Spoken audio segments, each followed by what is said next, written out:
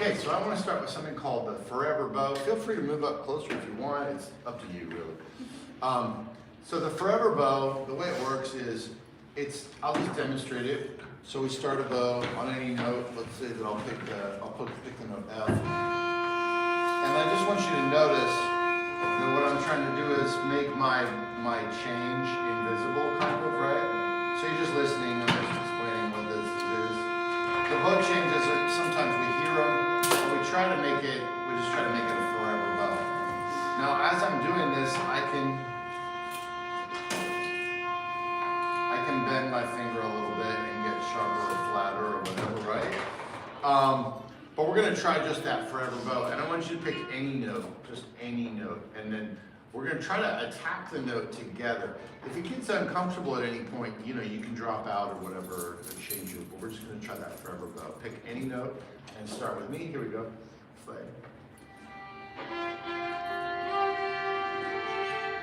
Great, so let's try it again, and let's try to see if we can start together, right, with me, so I'll try to make it really clear. And forever bow.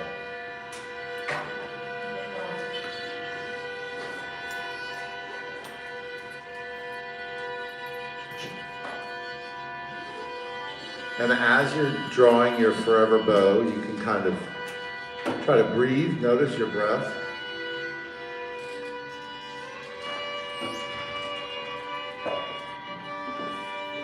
You can notice your breath, you can notice your body, notice your neck, notice your facial muscles.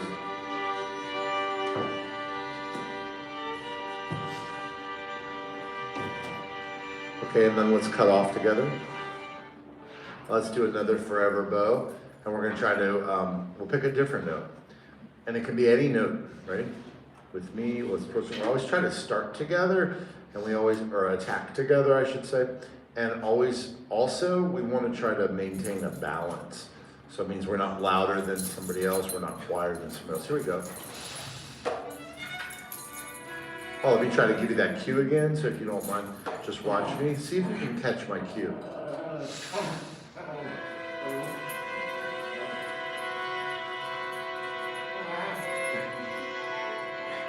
That's just Maddie.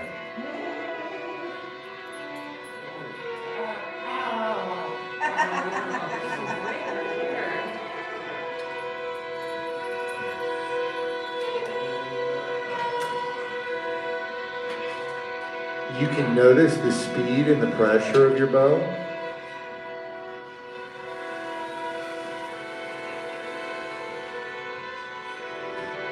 Again, you can notice your breath. You can notice your body, kind of scan your body.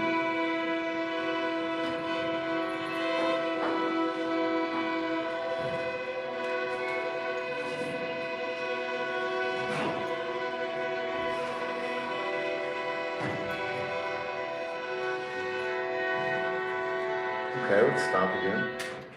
Great, let's pick a different note. Just before you start that note, you might set an intention for what you'd like to do during that forever bow, whatever that might be. Maybe it's like you want to notice more things in your body, you want to notice more things in your breath, you want to see if you can let go of any kind of pain or tension that might be happening, you want to pay attention to listening, whatever it might be. So here comes another forever bow.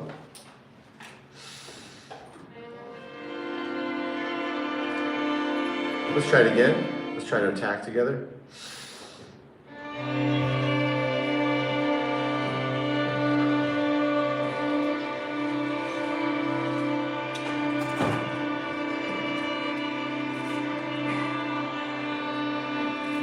Just being aware that you have the opportunity to adjust your left hand finger, sharp or flat, and see whether you like it more.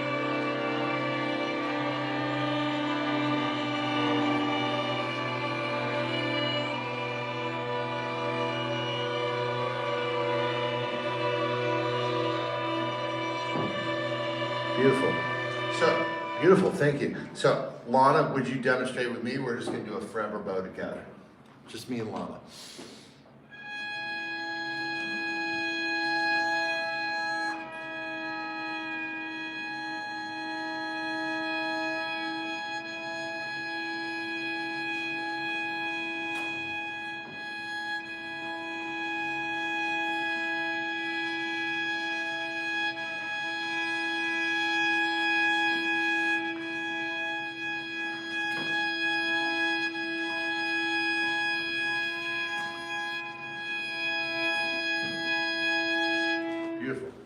Let's all try it again.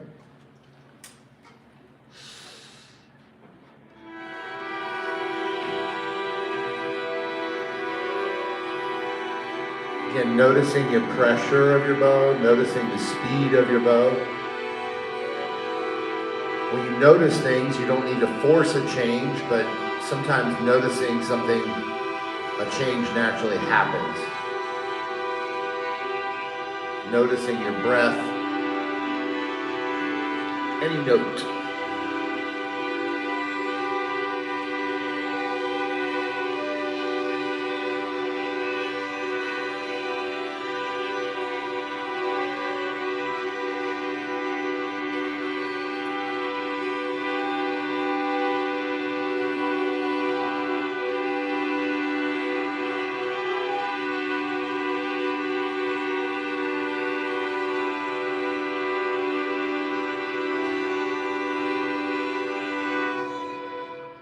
Oh, great. And we'll try to release together as well. That was great. That was a really good one. Let's do it again. Attack together, balance, release together.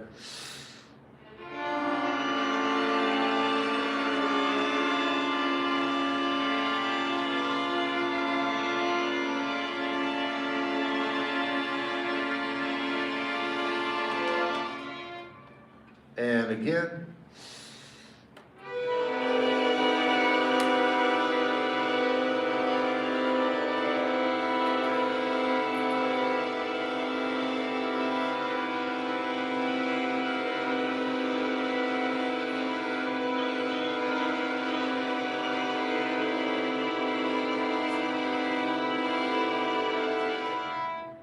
Ah, that was the best one yet. Okay, so this time I'm going to experiment with going from one note to the next note to the next note without cutting you off, okay?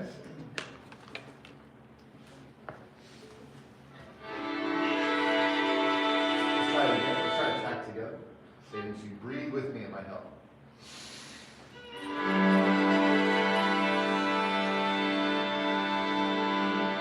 I'll give you another note.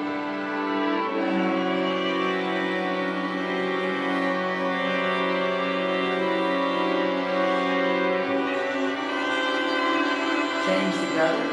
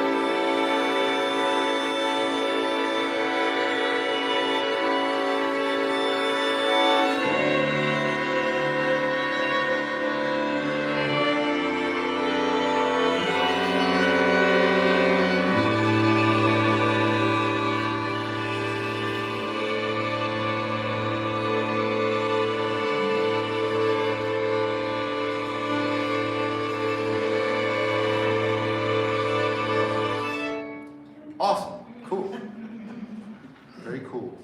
And if anybody's ever experiencing issues with just like the pain around this or whatever, first of all, just know that like I can relate, and that's very human if you have pain around playing the violin. You always have this as an option too, right? For the violin. Or, you know, Art's doing a thing where he's kind of resting on his knee, right, a little bit, I think. No. Yeah, and you've got a strap, right? Yeah. So, okay, so I want to do variations. Another way we're talking about a forever bow. The reason we practice the forever bow is because a lot of times you're either consciously or unconsciously trying to save your bow, and so it's impacting how we play. So just to have the freedom to know that you can just change the bow, then we don't like unnecessarily save it or like cramp up and stuff like that. So that's why I really like to do But there's another aspect of what we're doing, which is called a free note. And after about the 12th try, we were really actually making music out of the free note. And the reason that it was music is because we were all unified. We were starting together, we were balanced, and we were attacking, and we were releasing together. So it was beautiful music. Whether or not you knew that, I'm just letting you know it was beautiful music. And we're using the 12-note chromatic spectrum, but it doesn't matter.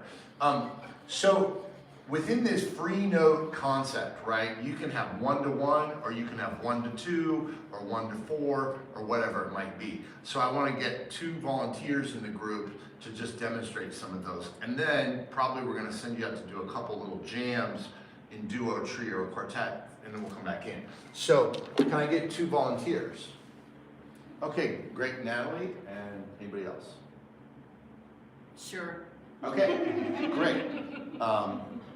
Wait a second. Jane. Jane. Very good, very good. Natalie. Just plain. J-A-N. Plain Jane. It works. Okay, so we're gonna just have Jane and Natalie are gonna do 1-to-1. I'm gonna conduct them. Free notes. Free notes. Free notes, 1-to-1. You try to, and the goal is you try to balance, you try to attack together, and play in tune to the best of your ability. So when I was demonstrating like the rolling finger, it wasn't necessarily to create like, dissonance. It's the idea that we always can be adjusting to be finding that way. Okay, so here we go. So I'll conduct you 1-to-1. Ready?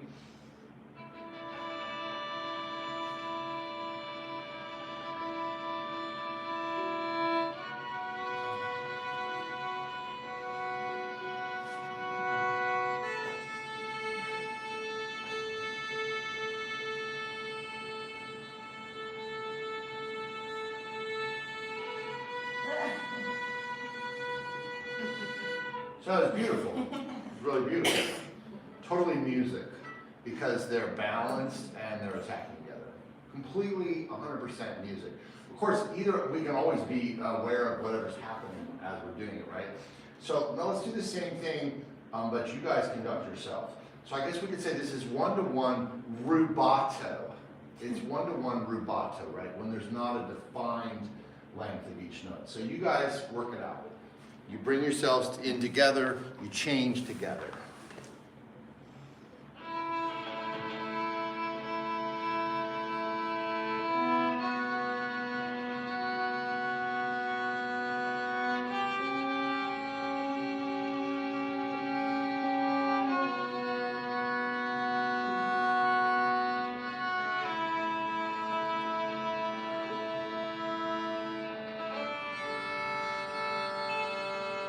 Great, awesome, great, awesome. And in this case, what I can tell, I'm suspecting, is that they're both feeling a little bit like they need to change the bow, or change the note when the bow wants to change, right? Absolutely. So that's why I start with the forever bow, right? It's like, well, we don't want the bow to limit that for us. So can I get 2 more volunteers?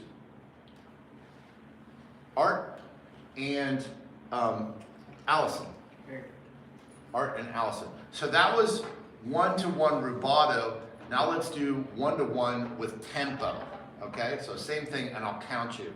So you're gonna have 4 beats for each. No, we're gonna have 6 beats for each note because you're gonna force you to change the bow. Ready? Ready, and.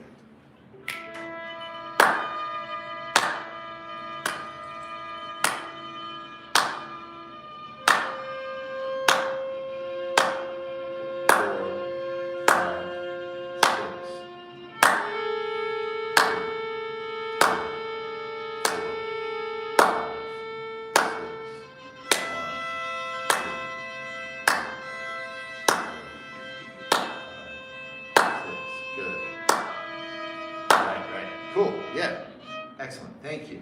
And right, and you can see how the bow is making it hard, right? Because you're like, wait, do I change, or do I like try to save it, or, so that's great. So, so let's do, same thing, we'll have tempo this time, but I'm gonna make it a little easier for you. I'm not gonna make you have to worry about these long bows. But obviously, hopefully everybody can see the value of like just playing long notes with the bow. It's like really hard to do, and it's like really worthwhile. So this we're gonna do 2-to-1. 2 to 1. So you're gonna play 2 notes for every 1 note that you play.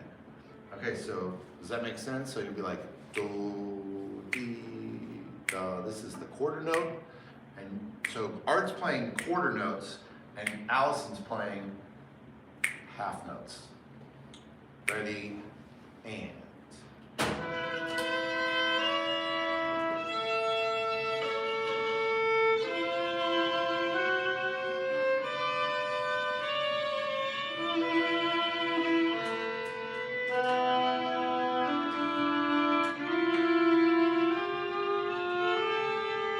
Perfect. And this time, try it. If you want, Art, you can separate the bow this time if you want. You can plot quarter, quarter, quarter if you want. Ready, and.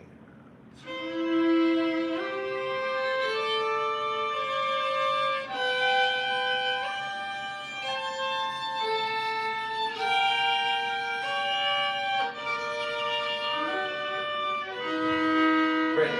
Awesome. And then they can switch if they wanted. Can I get 2 more volunteers? Great. So we've got, wait a second. Chris and Joe. Okay, so we're gonna do 4 to 1. So Chris is gonna play 4, Joe's gonna play 1. So it's gonna be like, da, da, da, da, da, da. Watch my fingers. So you don't have to play yet, but this is what you're gonna be doing, okay? Ready, and.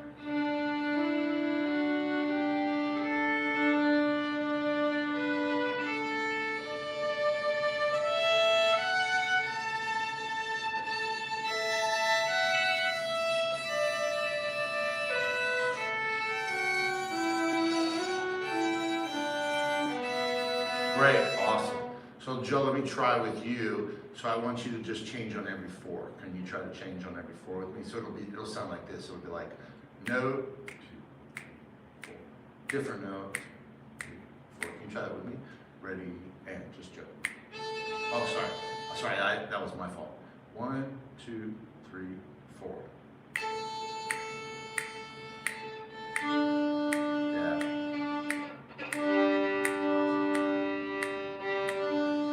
Great, awesome.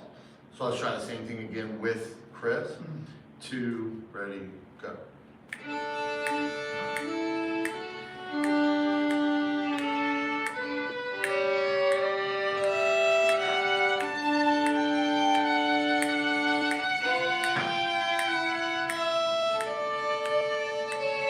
Great, awesome, thank you. And so that's it. So you can have 4 to 1, you can have 2 to 1, you can switch in between. You could change different tempos or key signatures. So we'll do 6/8. So Lila, so we're gonna do 6 to 1. I want you to play 6 notes. 1, 2, 3, 4, 5, 6. 1, 2, 3, 4, 5, 6. 1, 2, 3, and I'm gonna just play 1 note for every 6. 1, 2, 3, 4, 5, 6. Oh, sorry, I'll give you that. I didn't set that up very well. I'll give you 1 bar for free. 1, 2, 3, 4, 5, 6.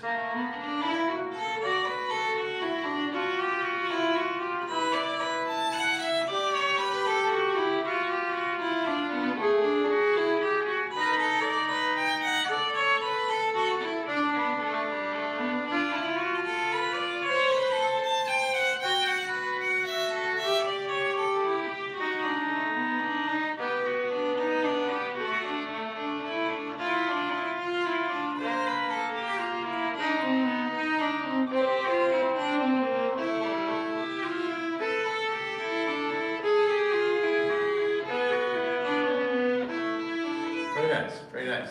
Let's do a variation on that with Ben and Moochie. So, so Moochie, I want you to play. We're gonna do the same thing. It's 6s, but this time Ben's going to play any division of 6 that he wants. So I'll give you, for example. So it's like.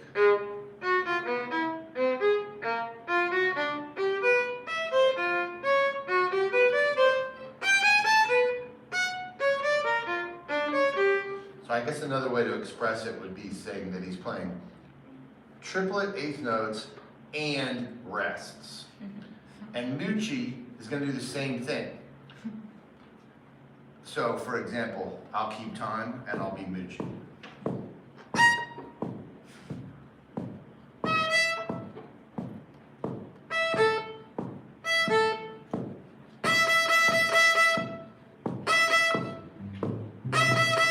Right?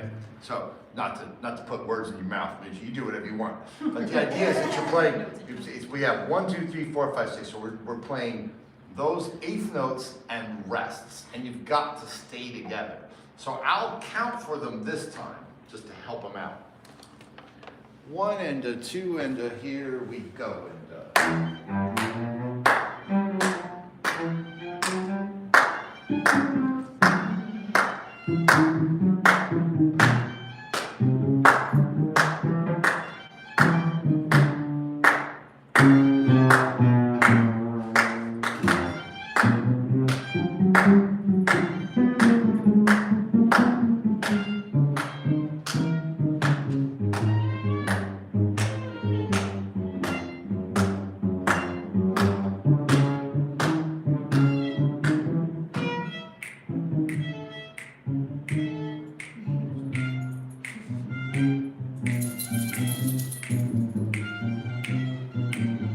Great, awesome. Okay, so that's the concept. You can get so much out jamming just within this kind of context.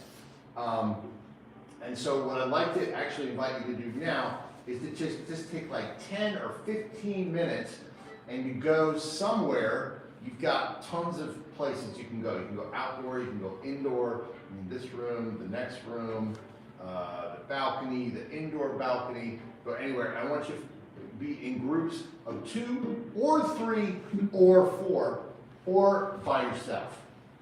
And what you want to do is, because you can do this exercise by yourself, and I really encourage you strongly to record yourself. Because when you record yourself and you listen back later, you'll notice the things, whatever you want to change or whatever. So, and you can do any variation of this, which is basically free notes with tempo or without tempo. Which, whether it's 1-to-1, whether it's 1-to-many, and you're just going to divide, and whether it's specific meters or not specific meters, and try to do things that are different. So do something that's different, like several different vehicles. Any questions about that? Does that make sense? Let's say 15 minutes. So groups of 1, 2, 3, or 4. Find a spot. Maybe not here.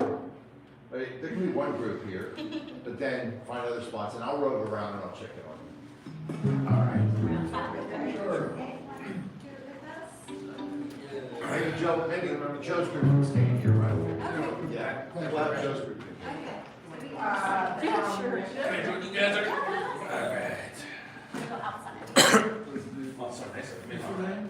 Record yourself. At least one person in the group can record. I was thinking, do I have my phone for, this is a hard 15 minutes, I could grab my watch. I have 15 minutes. I just need to wait. I have my foot on her leash, so she doesn't.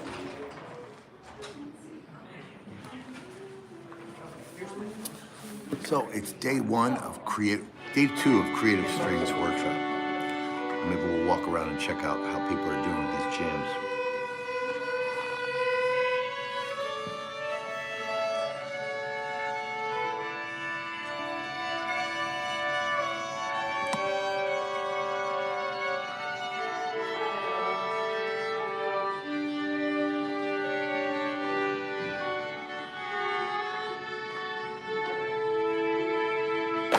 Oh, sorry.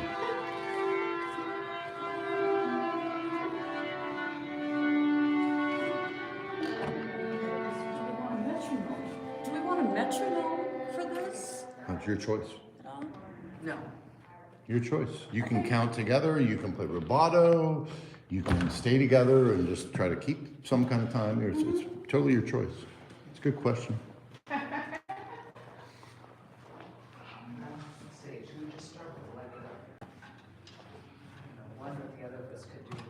A 4-4? Four, yeah, we could do 4 and 1-to-1 or something like that. to switch to? You wanna do 1 and I'll do 4? Or Yeah, the other way? okay, we'll do that at first, okay? Okay. And it's 10 to 10, or it's 5 to 10, so I. Oh, good, we it go was back. hard. Okay, very good, okay, so. 1, 2, 3, 4.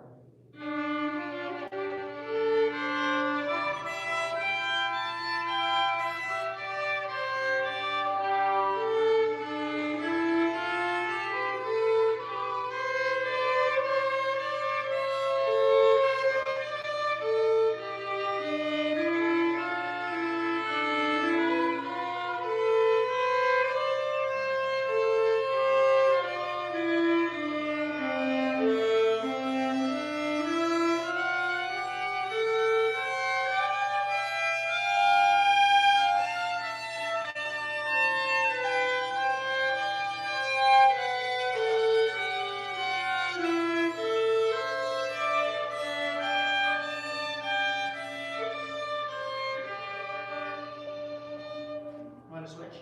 Yeah, I Okay. just thought, should we cut off at some point? Yeah, That's that was why I good. stood up. You know, I'm glad you did, Yeah. because, yeah, we don't just go on. Otherwise, we're just going forever. Okay, so now Okay, we I do felt 1 like- and you do 4. I felt like I directed that, so you direct this one. Oh, really? I just did my You 4, just just did- front along okay. and did my 4. But anyway, okay. 1, 2, 3, 4.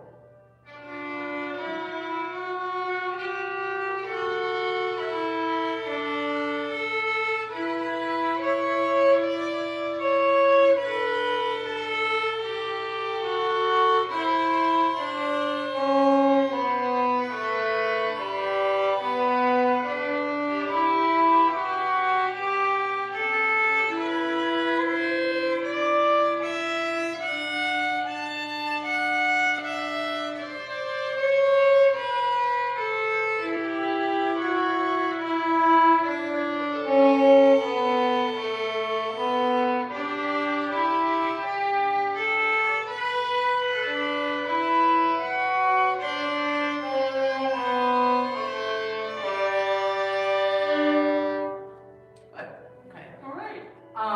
I guess we could do 3. Oh, yeah. Should we try 3? Yeah. Okay, so I'll do 3, you do 1, and then we'll switch.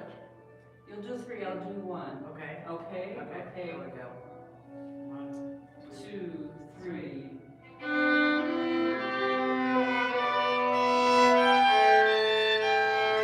Try that again. So she played 3, but I wasn't sure you were following her 3. Oh, But she also might have counted a different I time was than she thinking played. 1, 2, 3. 1, 2, 3. Oh, maybe you were going faster than me. I may have been, yeah, Okay, yeah. okay. I thought it was going with the tempo we started with. You may well have. but And then- I very well may Okay. have sped up. Yeah. Okay, should we be Janel about it?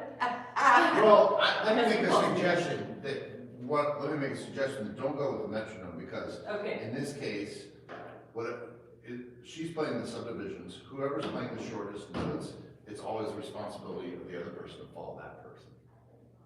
In the absence of the metronome. Does that make sense? okay, so I was playing the shorter notes. No, she No, was. I was.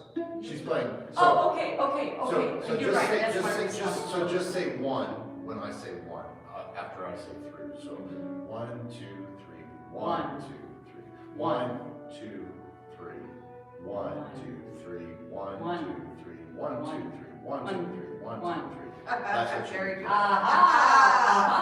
Okay. I've learned something. Okay, here we go. Here we go. 1, 2, 3.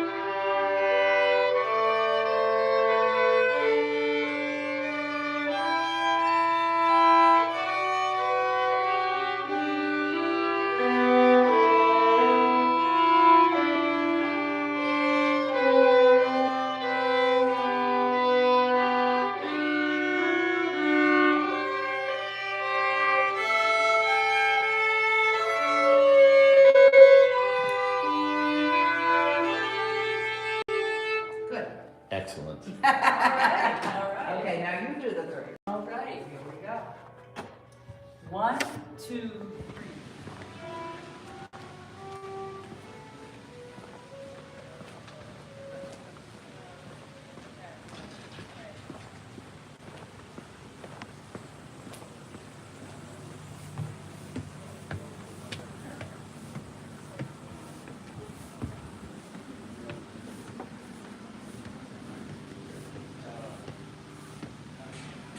Man, you just missed it. Amazing. You just missed it. Oh yeah, I missed the amazing jam.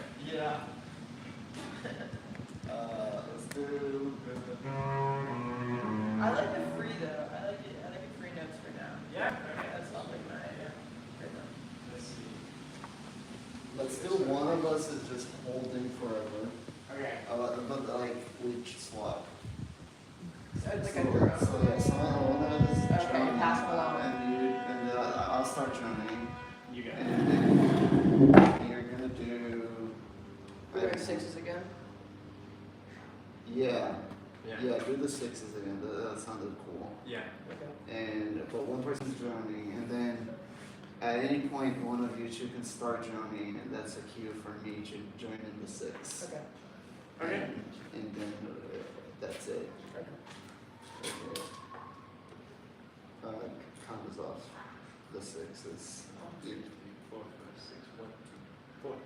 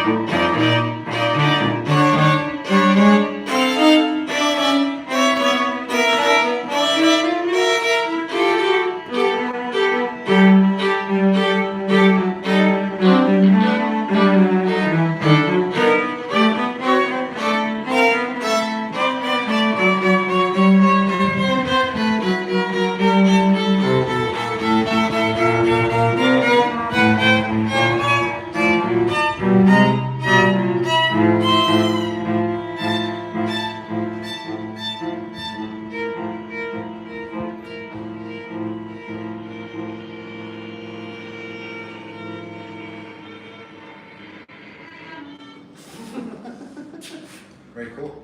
So no one's there. Would you like me to give feedback on it? Yes. So yeah, I thought it was great. One thing that I noticed, and you can notice in the future if you want, is just the idea that anytime we're playing with a fixed tempo, then like at the end when Lila was doing like dun, dun, dun, ga, ga, ga, ga, or whatever, then there's so many more subdivisions, so it's easy for people to stay together just by listening. But if people are playing a drone, for example, if you're doing this and you're thinking 1, 2, 3, 4, 1, 2, 3, 4, well, nobody can stay together with that, right? So you have to have another way, if it's important to stay together. Then everybody has to agree on where we're all watching somebody's foot, or we're breathing, or we're doing something, right? Which it's not wrong or right or anything like that. It's just like that's Yeah. like if the goal was like we're really trying to stay in this tempo, then that example was probably rough, right? Which is also fine. It's like, let's just be loose. But this is a thing. So that's something you could experiment with if you ever wanted to in that framework. Like, how are we going to stay together? Well, Lila was given a foot, or she was given a different knee, but whatever. That's fine. Also, by the way, like, percussion also counts, right? Like, you can tap gently on the violin. And I mean, anything, you can make vocal sounds, you can do body things, all these things are fair game. That's one thing that I noticed. Again, not wrong or right, but just something like, okay, that's something to be attentive to, especially when we're in a situation without percussion. If you're playing in a band, there's a drummer, none of this will matter. But if you're playing like two single note instruments together, then it becomes a thing. And it's not all about chopping. It's not that you have to do that. It's that you have to find a way to agree and be together. Yeah, I'd like to try it if we did like one person doing an infinite note and then one person doing a pulse on the quarter note, and then one person free 8 notes. You And could. then we could swap, kind of do the same swapping as we go. You could, but I mean, also just theoretically, just saying, like, everybody could be playing an infinite note, but somebody could just be counting, like this, like, Sure, I mean, totally up to you. Another thing I want to point out for you, Lila, is that you use a lot of physical energy and a lot of, specifically, I don't want to say physical energy, specifically you use a lot of bow. Yeah. And that's not a judgment thing. It's not like it's bad or it's good to use a lot of bow. Using a lot of full You use a lot of bow. You use a lot of it. You change it often. Compared to like Ben's approach, he's still powerful, but he is more efficient with the use of the bow. Yeah. So, and there's a couple reasons why I want you to notice that. Again, it's not saying it's wrong. Sure. Can you play my fiddle? But if you're, but like, especially if you get to be 54, like, that won't serve you as well. Okay. Trust me, I might like, get that little. you get pain and you'll get, so, but if you're doing, this is kind of what I see from you, right? Yeah, that's what you look like. Yeah. So, but you could do the same. Right? I mean, it's possible. Yeah. Yeah, and try, can you bite? Yeah, like that. Maybe a slightly more, maybe. But,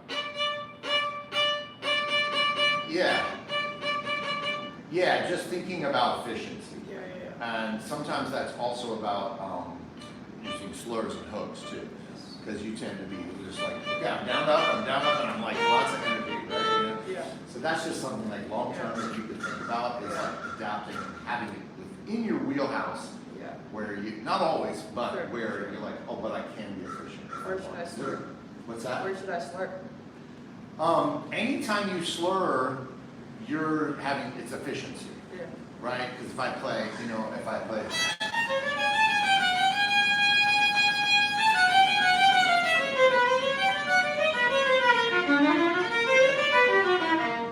But if I do.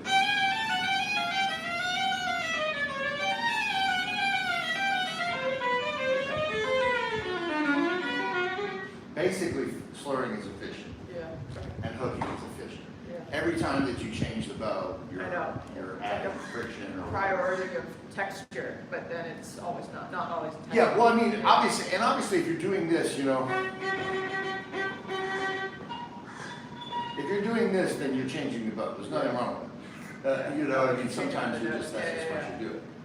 But in general, if you use hook bows, if you, also leaving the bow on the string, which I didn't notice you taking bows, so.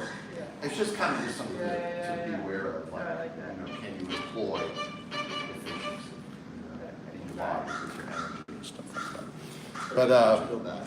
But I think also if you ever watch Ben play, I was like noticing and I was like, oh yeah, Ben's really efficient. Like that's something that I think is, I guess, intuitive for you. Well, I don't know why, if you thought about it or not. I do a lot of like long tones and stuff. This for the past like 2 years, I've been putting a lot more into my bow because in the past I focused like mostly on my left hand. So Yeah. I really have been working on like just starting practice sessions with like very slow, long tones, just like we were doing this morning. Yeah. I was really happy that you were doing that because I love long tones.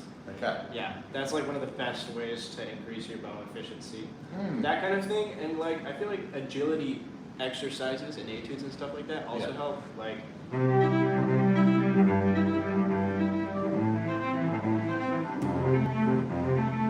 and it just helps you become like more efficient at string crossings. Long tones make you more efficient at just using your bow. Mhm. Yeah. Yeah.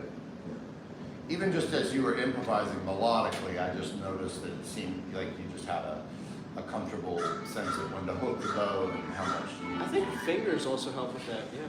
fingers. Yeah, like having like not being super tight in your hand. Oh, here. So that you have a little bit of room to like Got use your fingers to, yeah, that kind of helps. That kind of helps even things out. I guess. That's cool. Well, you're welcome. You guys are welcome to do whatever you want. I'll probably reconvene back in there. You can come back with, or you can keep doing what you know. It's your world.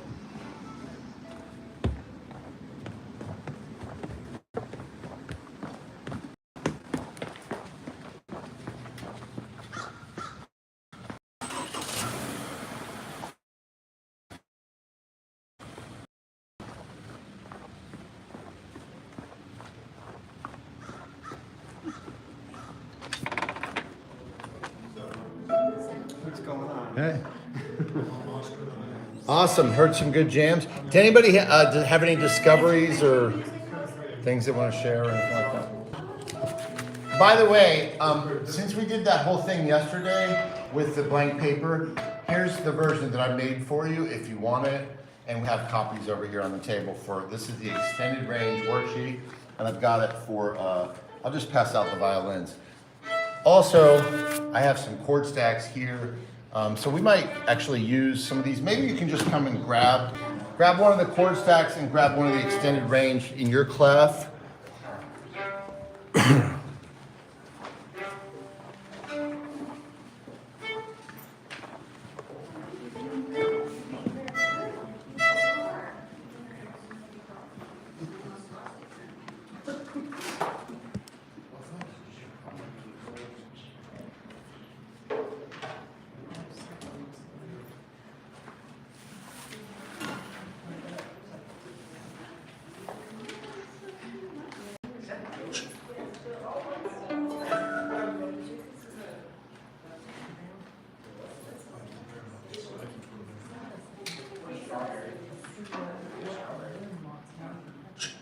So were there any like discoveries or questions that came up or shares that came up around your jams that anybody wants to share or ask now?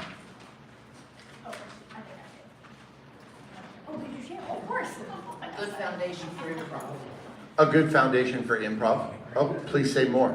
Well, it's just, it's amazing what you can do just with these certain parameters and just, there are times where it sounds terrible and other times it sounds like music, so it's very cool. Wow, okay.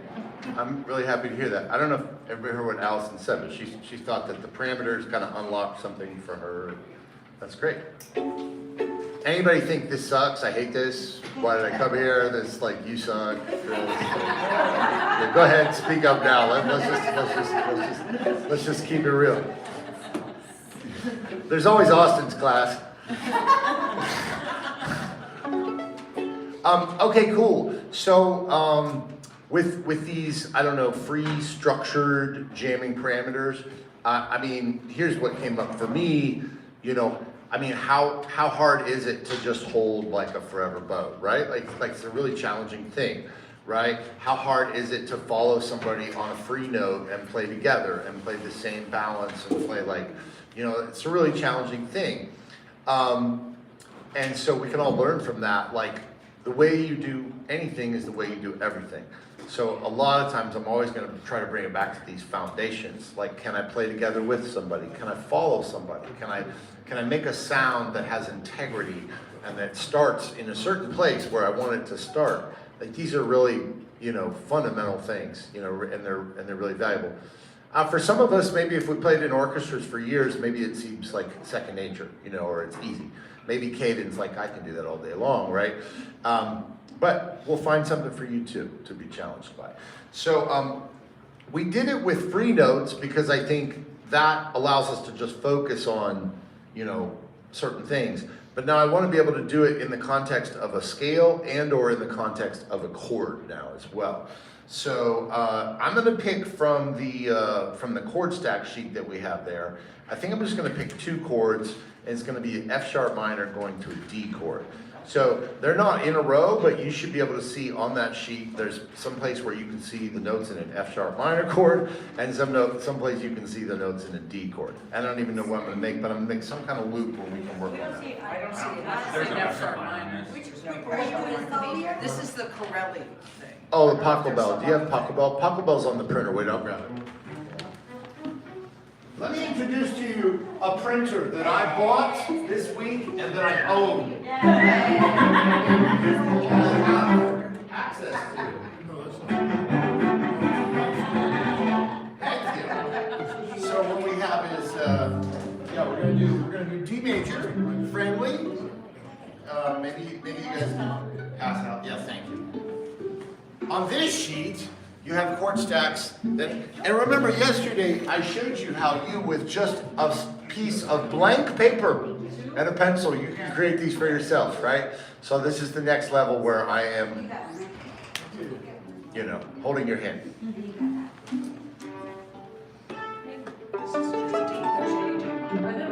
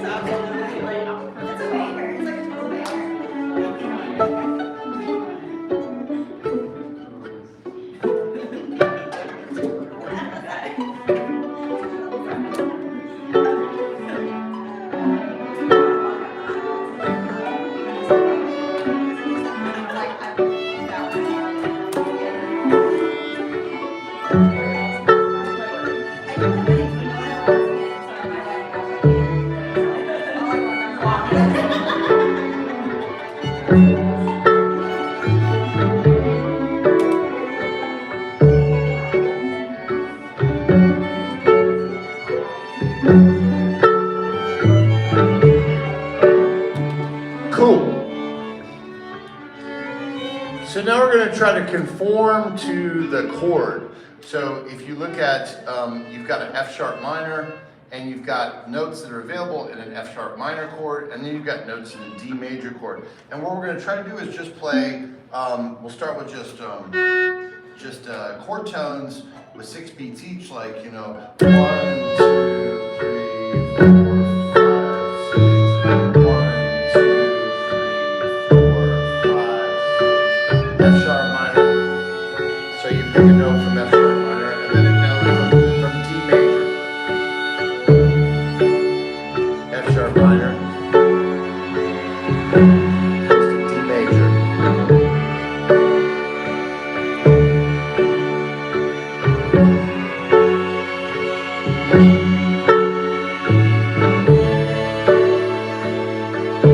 There's a D in that chord.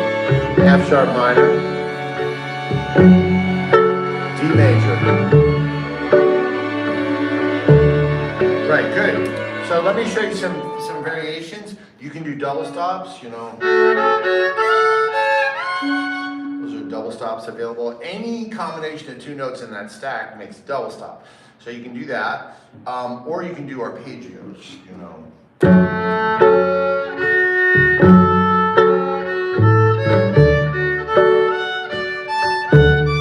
Make sense? 2, go. F sharp minor. D major.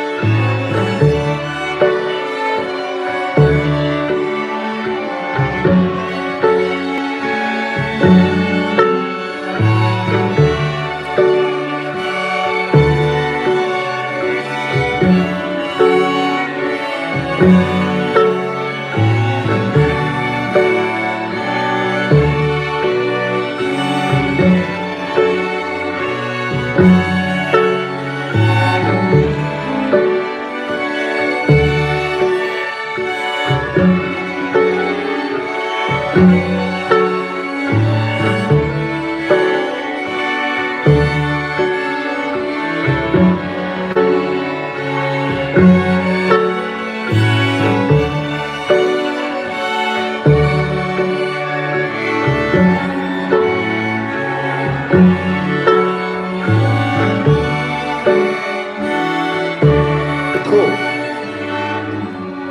Great. So let's look at it from a standpoint of a major scale. So you have those extended range worksheets that I gave you now, and I want to pick a major scale that works for this. There's a couple that you could choose, so I want to make sure I pick one.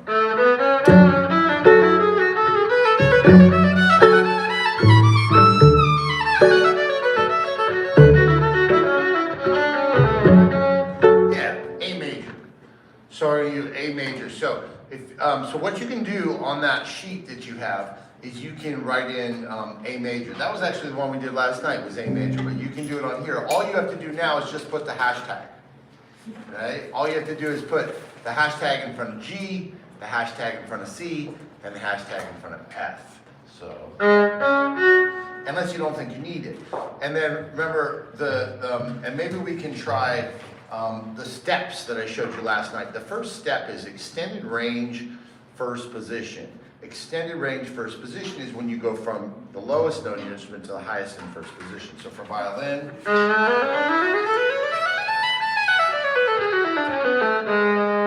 that's an A major scale, extended range first position. So I'm starting on G sharp, going up to B. For cello and viola, you would start on C sharp, you go up to the D or the E, whatever's comfortable in first position. And so that's the first thing I'd love for you to try. Once you have your hashtags written in there, you can try to do that.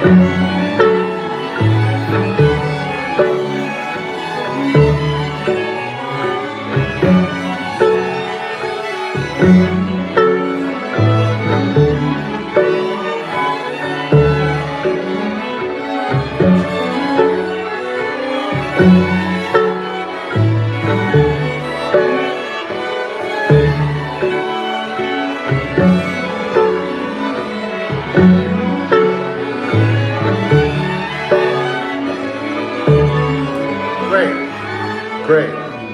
So a little sidebar just for the let's say experienced classical players, maybe like somebody like Lana or Caden or Ben or whatever, that what you can do with this extended range is you can then move that to all positions, right? So you could do, so second position extended range, so we start.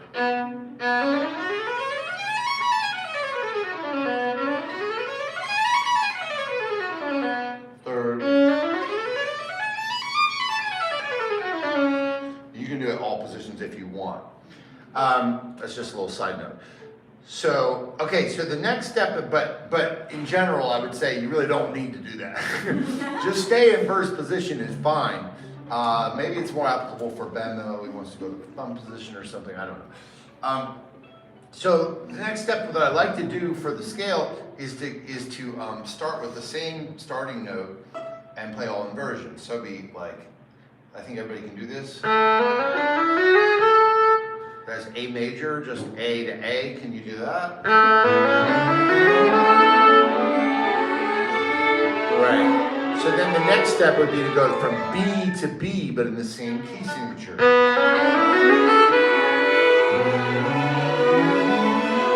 Right. And so you can go up or down. So it'd be something like this.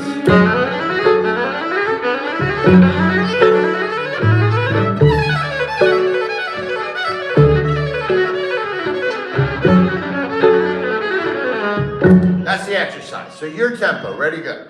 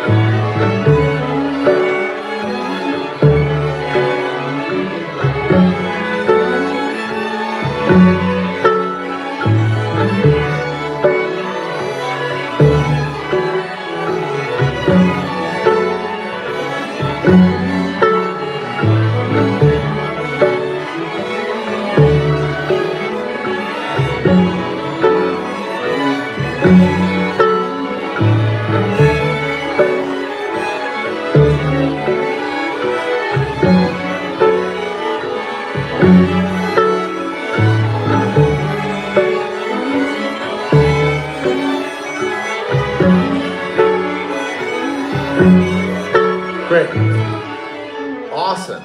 So side note, 2 side notes on this. So this, I just think of this as like a, it's like a 1, 2, 3, 4, 2, 3, 4, 5, 3, 4, 5, 6. It's like that type of pattern where you're just using steps, right? You're using steps. So it could be 5 notes. It could be like, you know, or it could be 6 notes. It doesn't matter, but the sequence, we always start with, you know, G sharp and then go to A and play the same sequence, and then B in the same sequence, right? You could also do leapwise patterns instead of stepwise. Another point about this for the advanced players is that these patterns, you can do all these patterns in double stops or triple stops. So double stops would be thirds, fourths, sixths, sevenths, seconds, octaves, tenths. Triple stops could be combinations, it could be any combination of triple stops. So for example, this would be like a sixth and a fifth.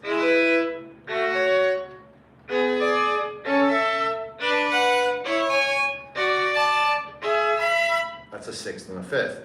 But you could do a fifth and a sixth, or you could do a seventh and a fourth.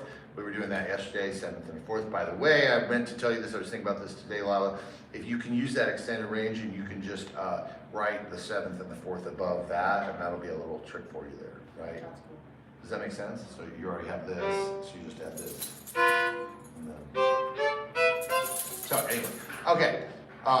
And for that matter, well, we're in the key of A major, so...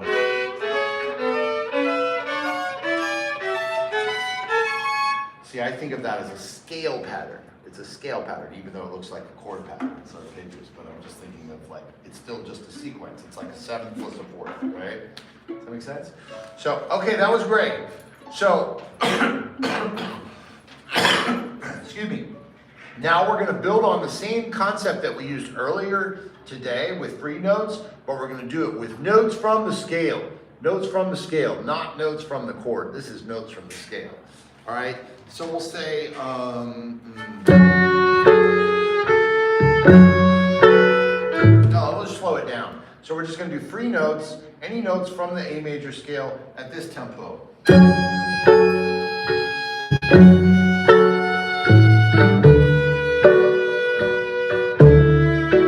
Okay, free notes in the key of A major. 2, go.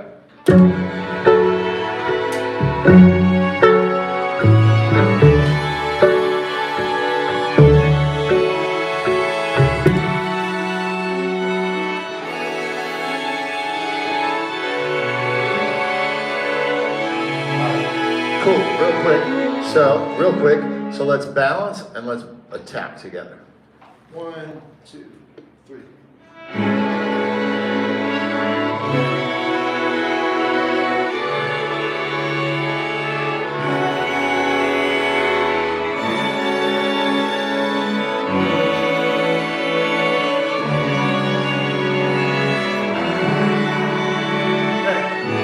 Can I get 2 volunteers? How about Caden and Dee? Okay, so just the exercise we were just doing right now. So you just notes from A major, dotted half notes together, balance 2, 3.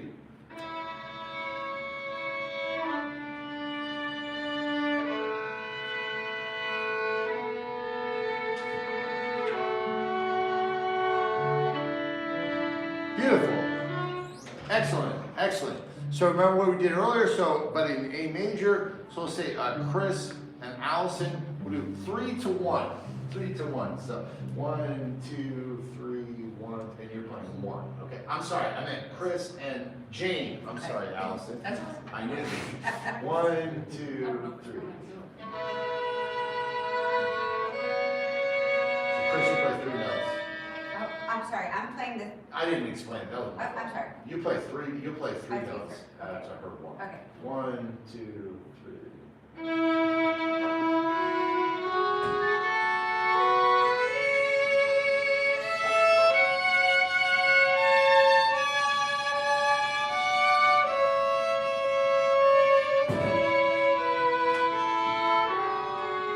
Great.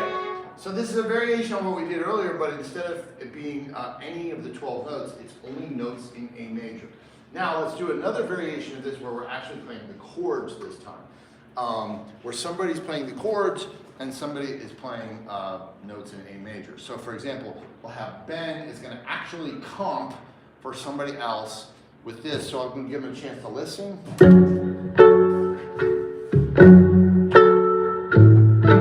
It's a waltz. So the basic thing is sounds like bass notes, but like 1, and then you've got 2, 3, 1, 2, 3, 1, 2, 3, 1, right? And this kind of has a little bit of swing to it. But I mean, the most fundamental thing, maybe we could all try that. So it'd be like you play the root.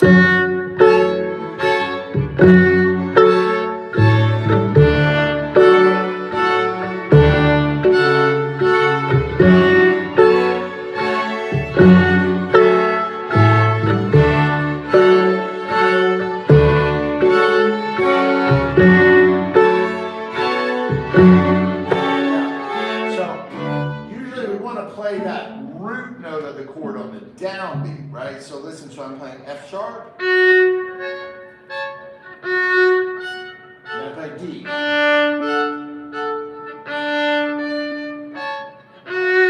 So that's kind of a requisite. Let's try that. 1, ready, go.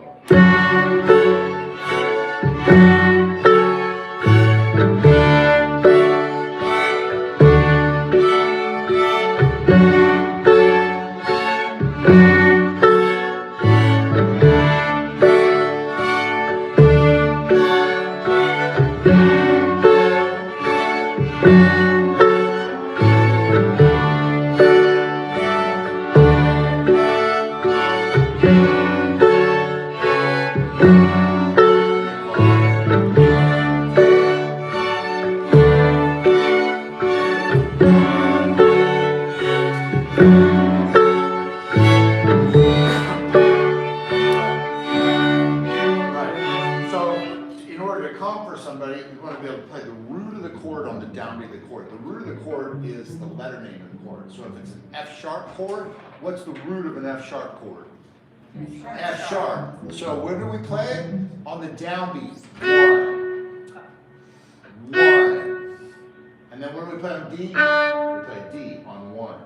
1, right?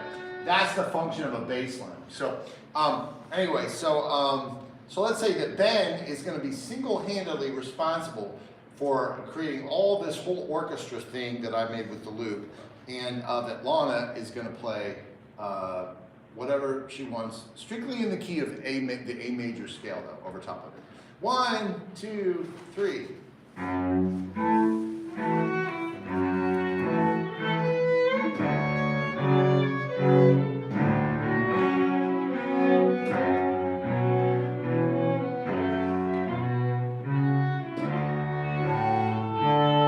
Great, awesome, beautiful. That was beautiful. I'm going to give Lana a more specific and stringent request, which is that you have to play da, da, da, da, da, da, like that. And you can play rests anytime, but otherwise I just want quarter notes, or whatever we consider that, a dotted quarter note. 1, 2, 3.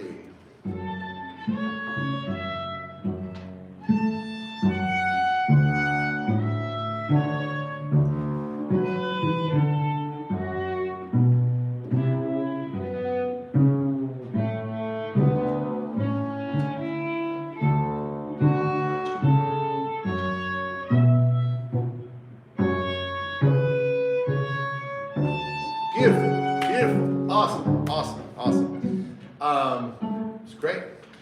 Now, if you're not sure how to add all the rhythm, like Ben is adding all the rhythm, then you can add it with your foot. Like, could you do this? You could totally do this. Could somebody follow that? They could if they watched your foot. Or you could do this too, couldn't you? If you were watching somebody else, right? So those are like the realms of how you can jam over this material. Can you provide a bass line? Can you provide an accompaniment? You know, and or can you take a solo over it? So I'm just gonna give you a few more minutes just to kind of play over it, and then I wanna be able to send you out again for like another 10 or 15 minutes where you can work on this, or you can work on a variation of this. So variations of this could include the same 2 chords but with a different time signature or a different tempo. Or it could be 2 different chords, right? With the same or a different time signature. And it's like we're just working on these 2 chords that both conform to 1 major scale.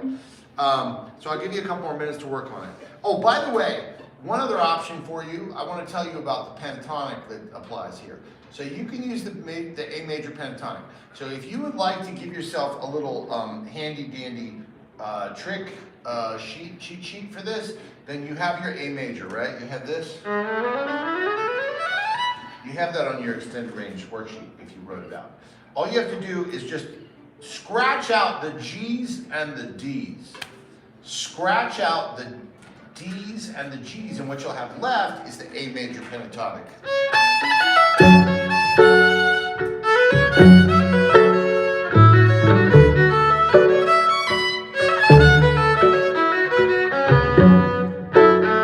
That's just A major pentatonic, right? So that's also a really nice cheat for playing over this, is just playing pentatonic, and it works over everything. So, okay, I'll give you a couple more minutes to work on any of that stuff. 1 and 2 and 3.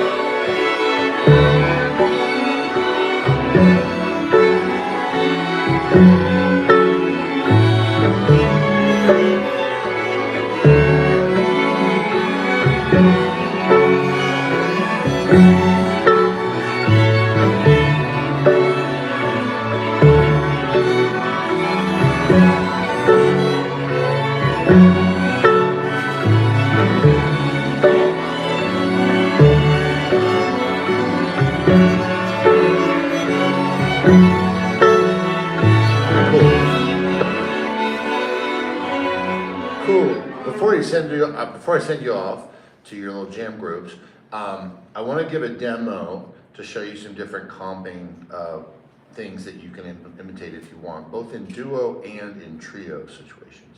But before that, I want to just build on my analogy yesterday about the deadbeat dad. So when you've got a band that's comping for you, or in this case, you've got a loop that is comping for you, right? And then you can do whatever you want, right? It's like you're like on a cloud, and it's like you can do no wrong because somebody else is taking responsibility. And the analogy for this is like, you know, hypothetical me, the deadbeat dad, come home from tour, and you know, my wife is with my toddler, and she says, "Welcome home, honey. Your son's ready for you. He's been waiting for you to get home." And I say, "Oh, it's great to see you, buddy. Let's go play." And we go outside for 20 minutes and we play, and then like he has to like poop or something, and I'm like, and I just give him back to my wife, and that's it. That's like I get to be the fun dad, right? The fun guy. You get to just be the fun dad. Just walk in, like everything's taken care of, and like I just go out and play in the grass and throw frisbee. And it's like I'm a great dad, except all this other work that my wife did, right? Like is just like that's the caretaking, right? That's the real labor that the world is built on, right? And so the analogy is, and who gets the deepest relationship with our child? Who do you think gets the deepest? Yes, the caretaker has the deepest relationship. The caretaker knows the child inside and out, right? And when the child has a problem, the child says, "Mom," right? Or even as Lila is a full-time teacher, I'm sure Lila's students are like, "Miss Lila," you know, or whatever, you know, whatever they call you. You know, it's like that you earn that relationship. You earn that trust. You earn that respect. And so it's the same thing with the music. This is not me being a jerk. This is me just telling you the reality. And so when I say go out and now comp for somebody, the standard that I hold to myself to, if I know a tune, I only consider personally that I know a tune if I can accompany someone else playing the melody on the tune. That's the definition I give myself. Now, this whole week you might work on it and it might still be hard for you. But I promise you, if you start to put your attention to it, it will get easier. Just as the moment that I said, you know what, I'm gonna actually try to be more like a mom with my kids. After, you know, eventually I learned. Or the moment 25 years ago when I was like, you know, instead of just being a performer, I'm gonna actually try to be a teacher and see what that's all about. It's a different skill set. It's a different thing, you know, where you're giving your full nurturing energy, your full caring energy and support energy. It's a different side. Some of us have it more intuitively, some of us don't. I didn't. I didn't have the teacher energy. I had to cultivate it. I didn't have that dad energy. I had to cultivate it very carefully. Austin's got it.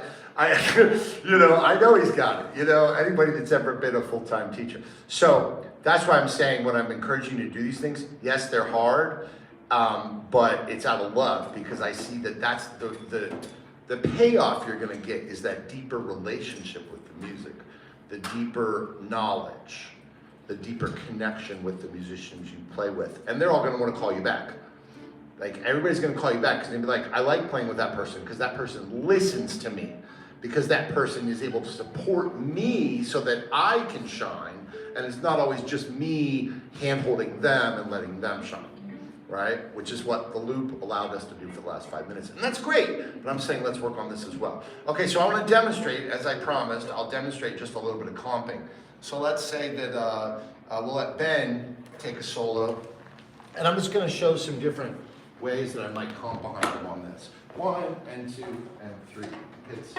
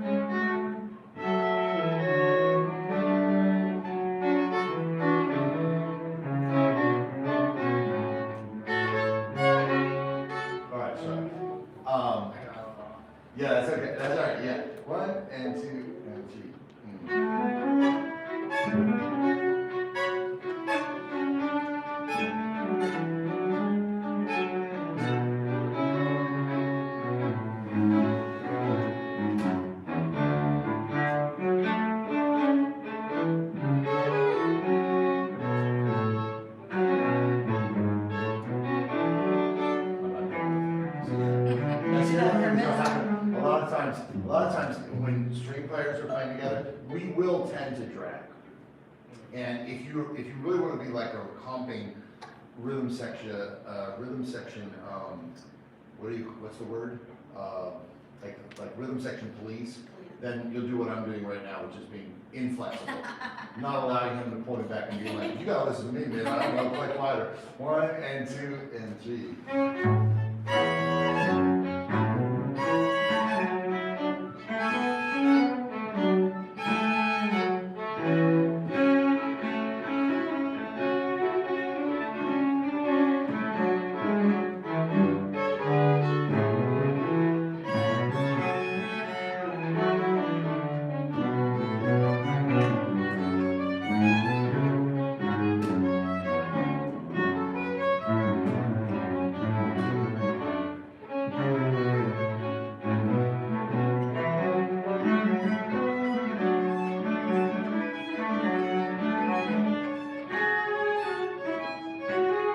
Hey, So just would some you different- call that quietly comping? It seems like you were interfering a lot. You weren't just, you were doing all kinds of other things with the comping. You weren't just sort of just playing kind of vanilla comping. Right, that's absolutely, yeah. I don't think I was interfering though, but I appreciate that that was your take on it. I think that if you're quiet, then it's not interfering.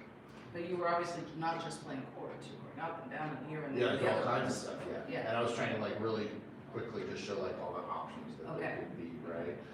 And this though, just so we can listen back to this, and that's totally cool too, and, but like we listen back to this, I just want to point out what this was. So if you listen to just the bass, it goes boom, boom, bing, boom, bang, boom, bing, boom, bing. That's all the bass did, right? So in a trio setting. Now if you listen to the inner voices, they do something like this.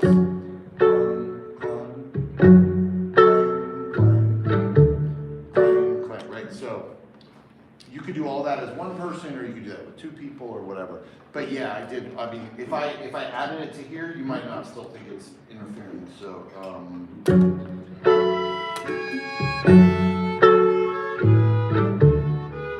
Oh, sorry.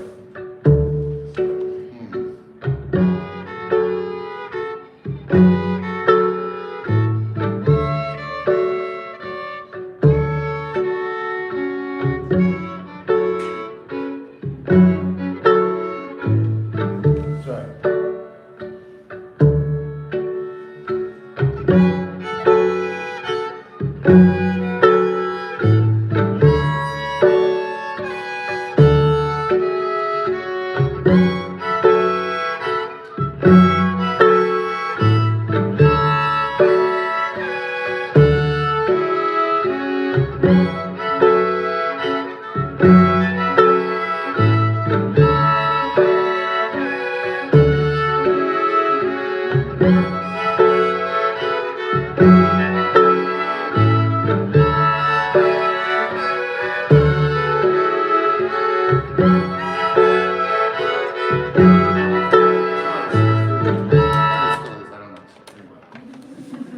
All right, cool. So you got 15 minutes. You understand the instructions.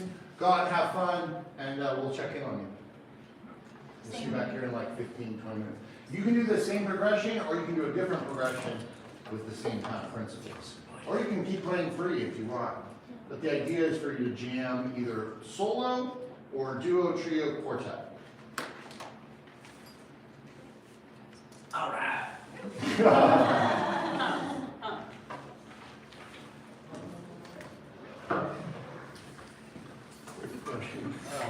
Would you come to the third session?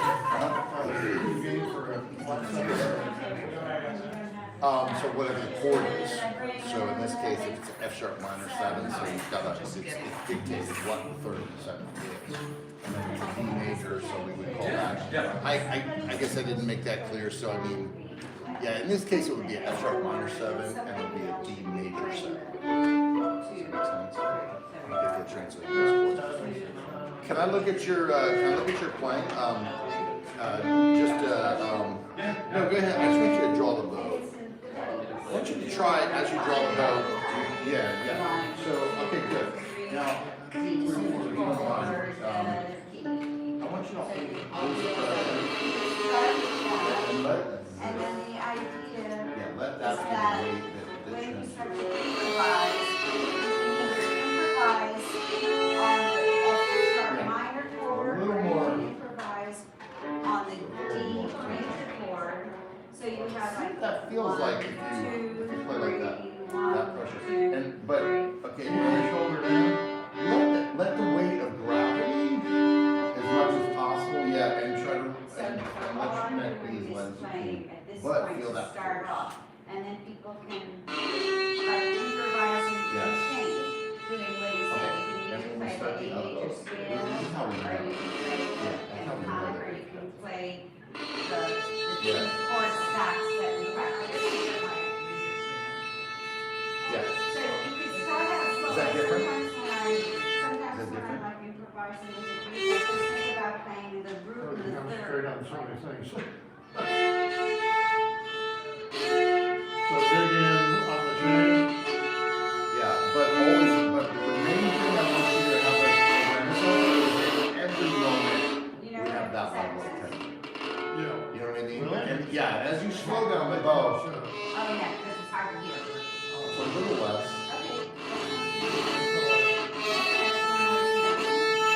but that's how it makes it. No, that's not it. That's not it. Anyway, so. Because, and here's how I know, because you're not getting that consonant sound. Yes. Oh, no, I didn't get it. Well, you Yes. say the A major scale or Not quite.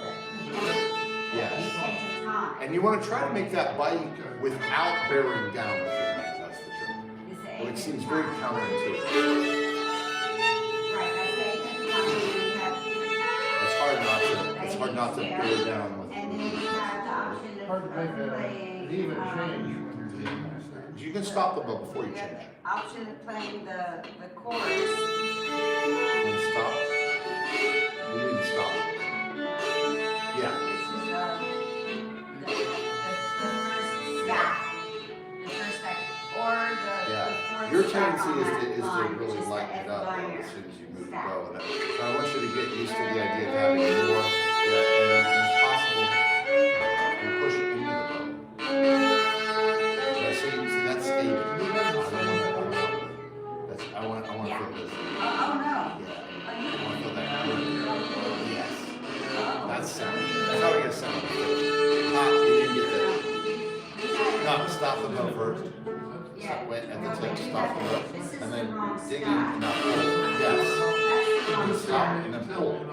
Yeah. Yeah, see how it This pulls is the the string? stack for the top of, Your tendency is to be floating the bow you out. got the curve, for some And, reason you and have so the that's wrong what's more stack. intuitive. And that's normal, like 98% of people do that. Probably the wrong part. It's a little better. So we got. But you didn't stop the bow. There we go. Okay, go ahead and use this stack for the moment. Yes, Which yes. You start And now on the one we're top gonna wanna line, add to F that sharp minor is is the fourth one, and then here's the D, so you've got two measures of the F sharp And minor, breathe. and then you start to measure the vowel. Or you can play the A major scale, or the. Yeah, that's the same. And we need to learn how to do that without having so much tension. I said, I could be Oh, wrong, that's but I the said. one, yeah, the wrong stack, okay, that's perfect. Okay, so now, what we're gonna do is, we're gonna have this up, but it doesn't mean we're going like this though, Another player. right? It's here, which is actually. Start nice and slow, 1, 2. Yeah, but that's fine, you can use the strap. 1, 2. You can use the strap, the purpose of the strap is to give that support, and that's great. We want that support so that we can push down on it. Now, set the bow. And then, yeah, pull the string.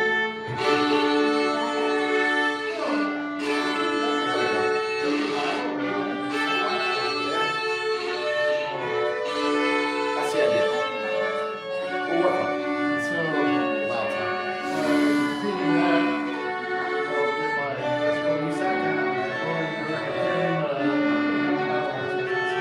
translate into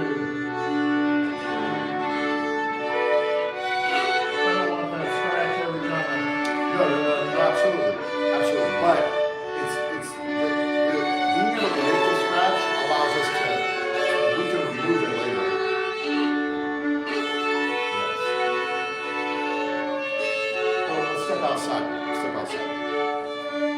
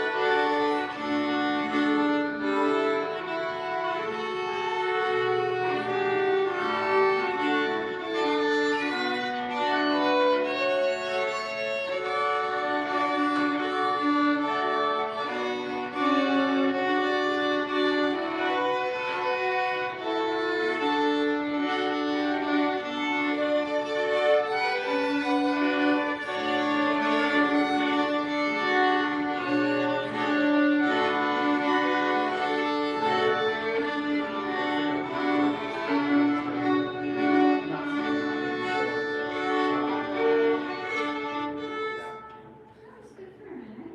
What do you think? Okay, what do you think? Sounds pretty good, right? Right? How did you feel about it? That's what I sounded all right, I wouldn't, I was switching between, D and A and, not too much yet. Yeah, well, all, like you said, all those notes are your options. So sometimes it's like we have too many options. And then I realized that I wasn't really playing three-quarter time, and I switched to that. You know, I caught that for a minute too, and I felt like we were a little off at that point. So we have to make sure we stick to the rhythm of the threes, like if that's what we said. I mean, I suppose there's no accompaniment if it's ones that we could choose to do it in fours or whatever, but we kind of got used to doing the threes. Want to try one more round? Try one more round here? Okay. You wanna do the same thing again? You want to, or do you want to change? You want to do something else? No, I'm fine, I'm Yeah, I having think no it's- trouble with that. No, I think, no, and we're going to solidify it a little bit more with time. So why don't we stick to that, like I started out slow, like kind of a one, pop, kind of like 1, 2, 3. I was like doing root and third just to kind of get grounded, and then adding the other options around it. So that kind of gets me grounded with the exercise. Want to try something else? Okay, so we'll start 1, 2, 3.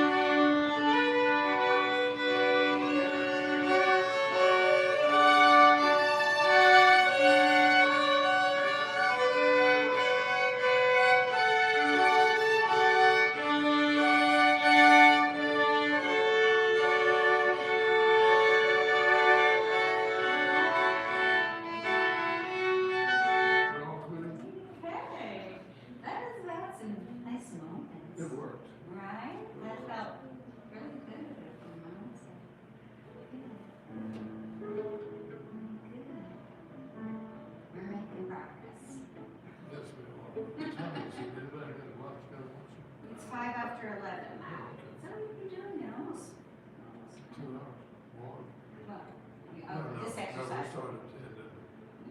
Or 9:30. We started at 9:30. This class is like 9:30, and we finish around 11:30, and then get ready for lunch usually, right? I was deciding it was about getting some, the lungs were wearing out. Oh, you're getting tired. Well, yeah, it's. I'm not used to doing this all day long.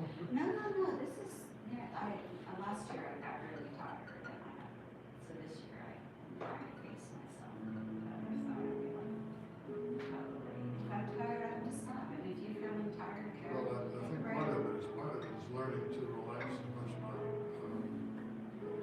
as I can, Relax. as much as I can. Yeah, because you get tense, a little anxious. There's too much pressure on my fingers, everything else.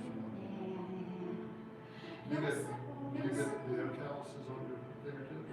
my fingertips don't bother me, but I have a lot of arthritis, so. Which means, Yeah, stuff like that, you know, it's, Katie doesn't have to worry about that.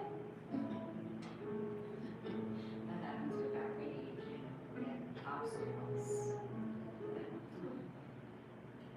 You know, so sometimes you need to just, if you're getting tired, you need to take a break sometimes, you know. Like Maddie, she's like, what's your name? Maddie. Maddie. Maddie, she's like, I'm Because taking she's, my nap looks now. like a floor mat, is that right? Maddie, I hadn't thought of that, that was the name she came with, she's a rescue. Okay. She's 13 now, so she's. Well, that's a long rescue. I've had her for 12 years. That's great. And she's not a kid anymore. They let you play, I Right? I can relate. She'd wear you out.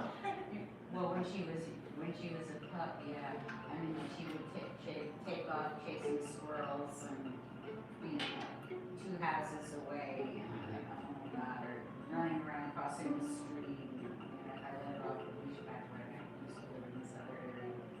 Now she doesn't care about chasing squirrels. She just looks at him and lets him She's go having a on. video with you, isn't she? Yeah. She knows we're talking about her, yeah, you're a good girl.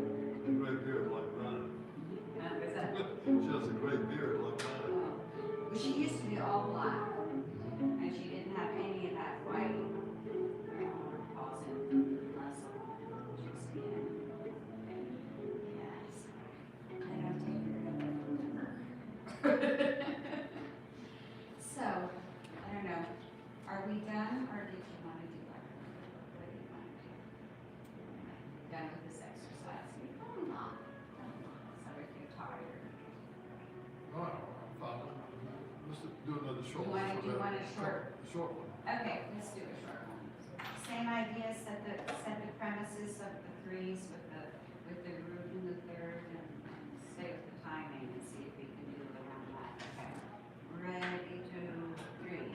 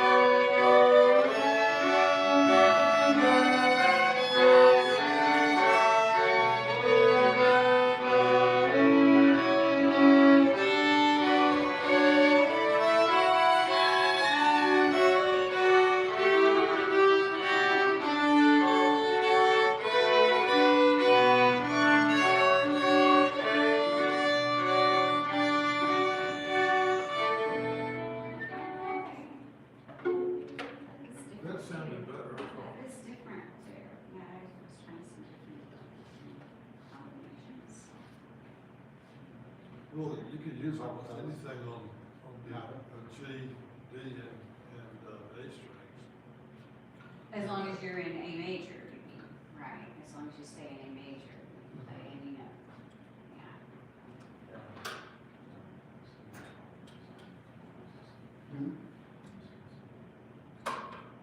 Ooh, good, that's awesome. That'd be great.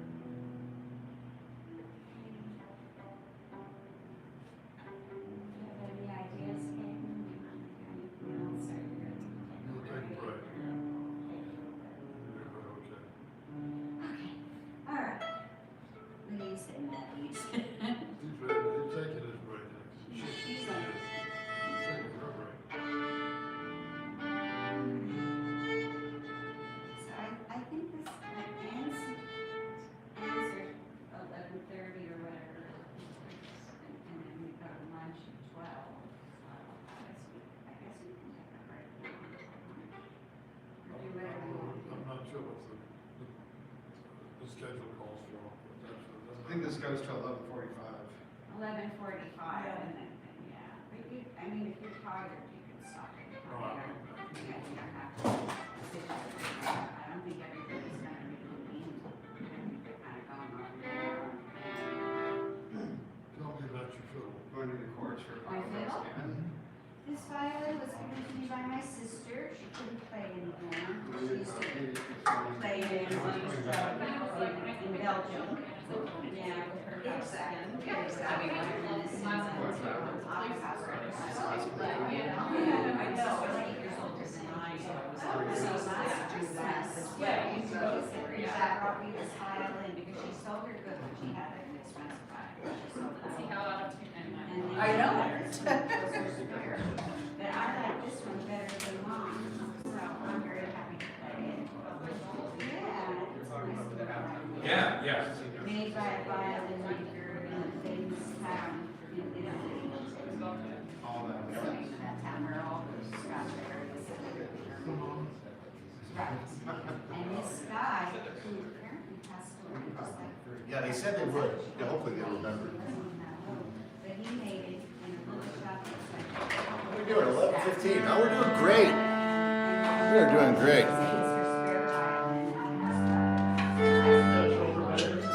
Does anybody have any shares you want to share about your jams or questions?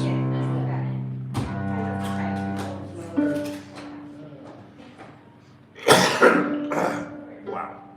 You sound like you've Michael. Okay, cool.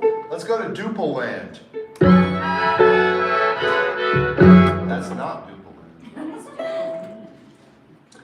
The world of two. Twos and fours. Because that was kind of a little bit of the world of threes. So when I usually think of rhythm as either the world of twos or the world of threes.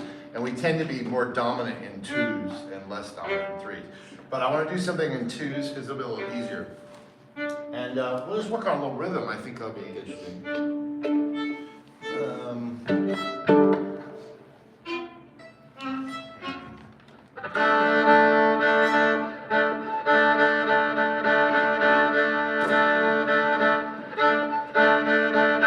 Okay, let's see if we can. See here.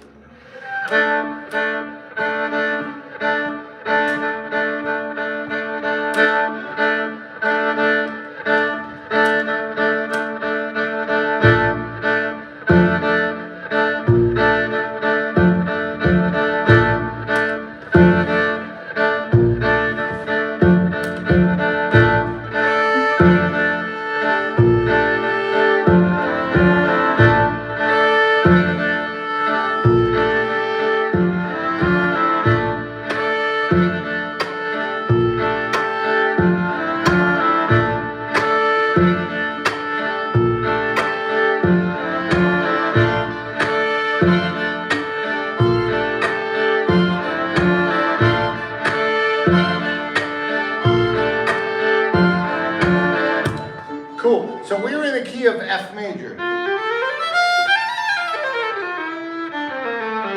The key of F major. This is a B flat major 7 and sharp 11 and 13 chord. What I really want to work on is just getting a little bit of rhythm together. So, let's see here what we can do. Can we play in the key of F major and just keep this moving and be together?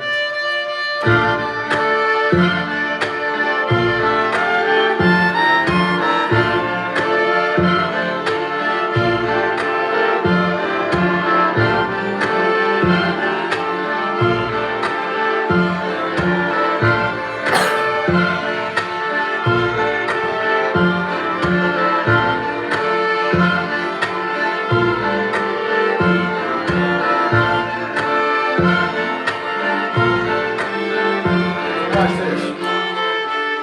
Watch this. Can you shut up?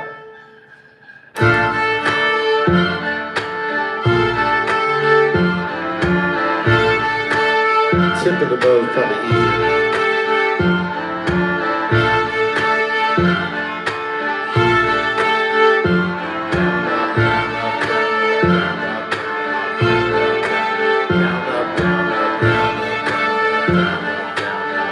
Keep the bow moving. Down, up, down, up. There we go.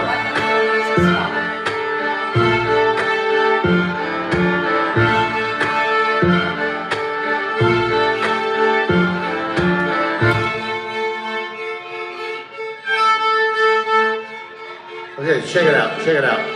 So we should hear 4 notes of silence and then 4 notes of sound. So sound, 2, 3, 4, silenced. Silenced. Keep going. Yeah, keep bowing. Down, up, down, up, down, up, down, up, down, up, down, up.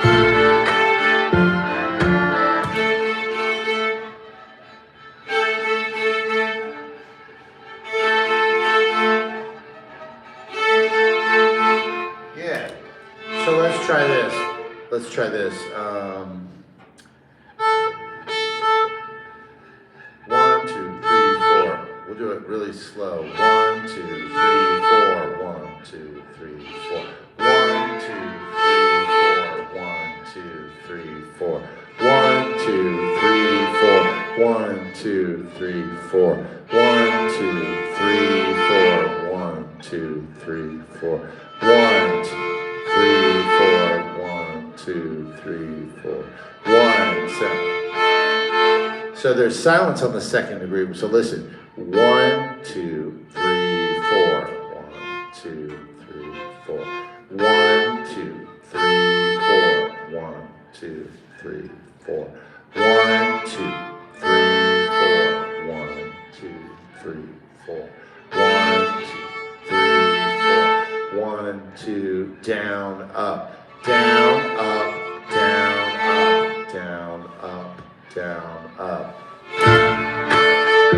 Now listen, down, up, down, up, down, up, down, up, down, up, down, up, down, up, down, up, down, up, down, up. Listen, listen. Listening. Watch, listen. 1, 2, 3, 4. 1, 2, 3, 4. 1, 2, 3, 4. 1, 2. With me. Down, up, down, up, down, up, down, up, down, up, down, up, down, up, down, up, down, up, down, up. So Katie, down, up, down, up, down, up, down, up, down, up. Yes.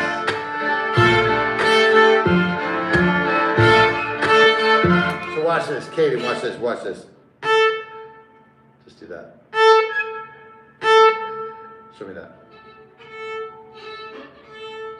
Yeah, so but we'll leave the bow on the string. Show me that. Okay, watch, watch. Show me that.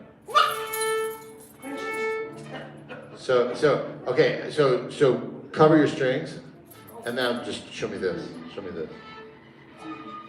Yes. Yes.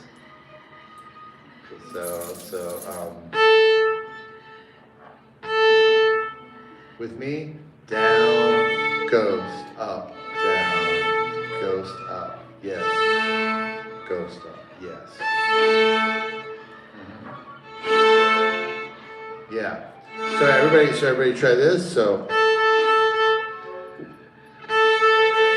ghost.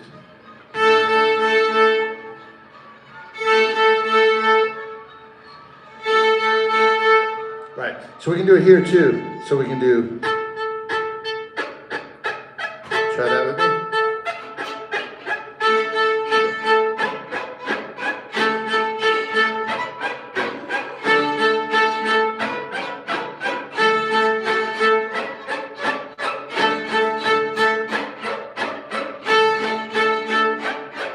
Great. So I can do.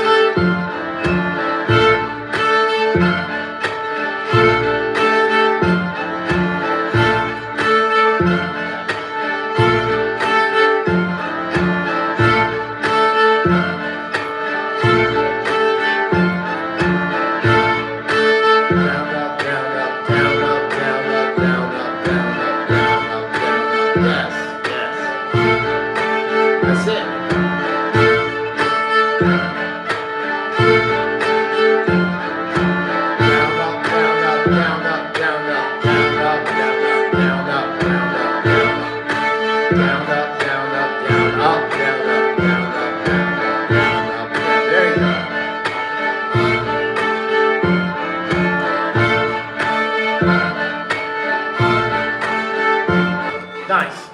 So what we have is a bass line that's doing this. And then we have eighth notes on top of that, right? So I'm gonna give the eighth notes. I want Art to just play eighth note. I'm sorry, I'm just gonna do this, and I want you to play the eighth notes over top and make your own syncopations. Does that make sense? 2 and 3 and 4 and.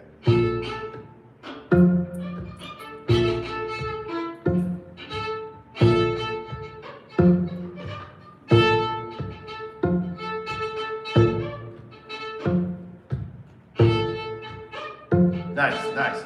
So, Art, if you want, you can try it at the tip, right here to start. Let's try it at the tip. 2, 3, and 4, and.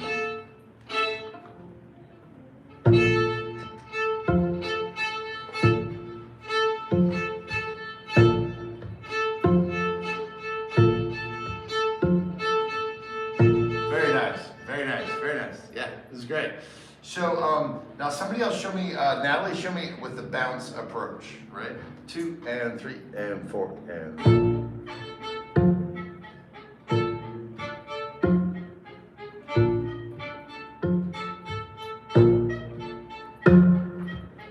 Yes, very nice, very nice. So let me be clear that I see the goal, simply the goal of this exercise is simply to play down, up, and I don't care what the syncopations are. Really the goal is just to be in time. So Christy, can you give me root, fifth, just that, and I'm going to show you variations of the off the string approach and at the tip on the string approach. 2 and 3 and 4 and.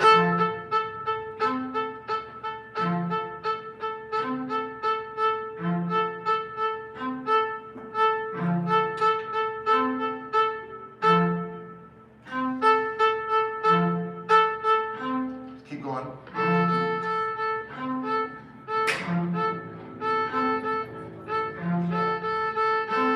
Does everybody kind of understand what we're doing there? So let's all hold the bass line. So we have root, fifth, root, fifth, B flat, F, B flat, F, B flat, F, B flat, F, B flat, F, B flat, B, F. Guys, sorry.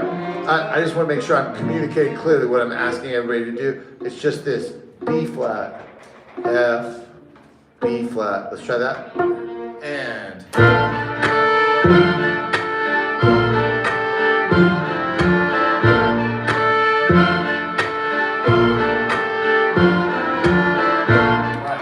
And on top of that, the goal then is to be able to keep some version of this. Just keeping straight down, up, either at the tip or at the frog. And you can vary however you want to do the subdivisions. 2 and 3 and 4 and.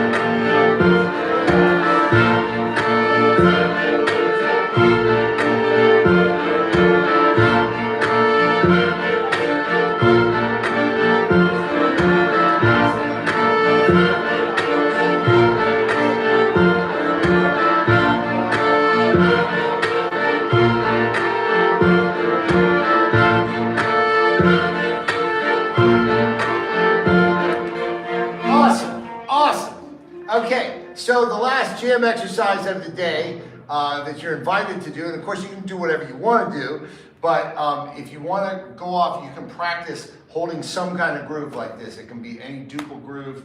It could be, it could be. Yeah. How is this any different than the last exercise? What's that? I can't discern a difference between what you're calling a duple and the previous one. Oh, the previous one was more like, 1, 2, 3, 1, 2, 3, 1, 2, 3, 1, 2, 3, 1, 2, 3, 1, 2, 3, 1, 2, 3, 1, 2, 3, 1, 2, 3. You call this new a duple. Triplets. The one before was called triplet. I called it, that was Yeah, triplet. yeah. And you said you couldn't discern the difference. This one is 1 and 2 and 1 and 2 and 1 and 2 and 1 and 2 and 1 and 1, 2, 3, 1, 2, 3, 1, 2, 3, 1. That's the timing. That's the difference, yeah. The world of triplet and the world of duple. Okay.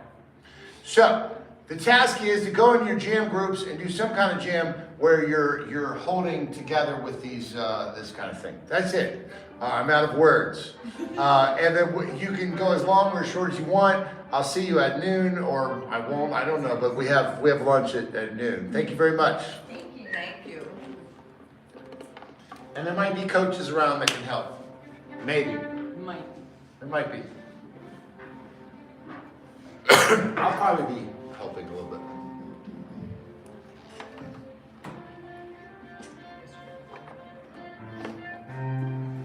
So I just wanted to say, I'm irritated when I say this. No, you didn't. Because I didn't. No, I didn't. Oh, that's cool. Busy. Yeah. You're playing very busy. Yeah, it's like, absolutely. Yeah. Yeah. Yeah, right. Yeah, no, it didn't bother me. No, yeah, I appreciate you, Brian. Thank you. And even if you did think I was interfering, that's useful. It's subjective to some degree, right? And I was trying to. So we want to do this duple exercise? Yeah. I mean, usually anyway, right? Yeah, it's about orchestration, because even if you have like a bluegrass, like comping, if somebody orchestrated that for a larger ensemble, like 6 instruments, there's a lot more going on. Yeah, yeah. Usually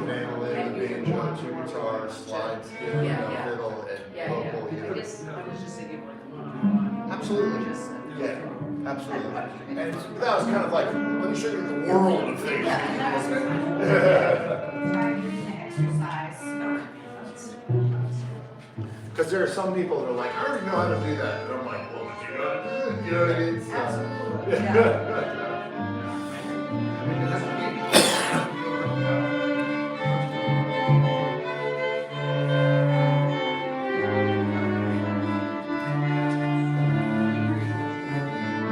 It's a beautiful town. That's all I'm reading. Oh, I love the tone, it's beautiful. That's right. It was covered in like crusty all over. Okay, so there we go. We've had a bunch of morning class. This is second day of Crazy Strings Workshop, and I'm going to be tuning here for a lot of live streams the next week or two, so stick around. You did